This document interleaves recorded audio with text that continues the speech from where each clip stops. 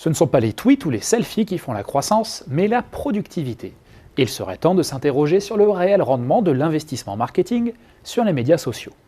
À l'occasion d'un article percutant dans la Harvard Business Review, le professeur Frank Cespedes invite les annonceurs à bien considérer leur investissement sur les plateformes comme YouTube, Facebook ou encore Twitter.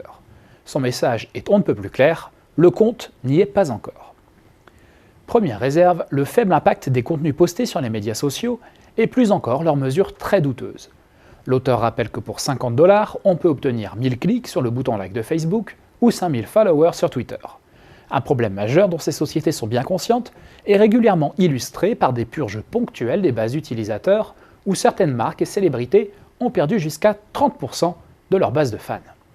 Autres indicateurs, 8% des internautes, robots compris, génèrent 85% des clics sur les bannières publicitaires et les contenus postés par les marques les plus importantes ne sont vus que par 2% de leur audience et ne débouchent sur des réactions qu'auprès de 7 fans sur 1000.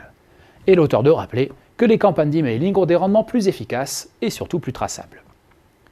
Deuxième réserve, l'oubli de certaines réalités du monde physique. Si la technologie et son usage connaissent des transformations brutales et profondes, les comportements d'achat, eux, évoluent bien plus lentement. Tout le monde n'est pas digital native, loin de là, et quand bien même. Le comportement d'achat notamment est toujours le plus largement déterminé par des considérations de proximité immédiate. L'essentiel des conversations qui se tiennent sur les médias sociaux se font ainsi majoritairement entre amis, habitant à quelques kilomètres de distance, pas plus.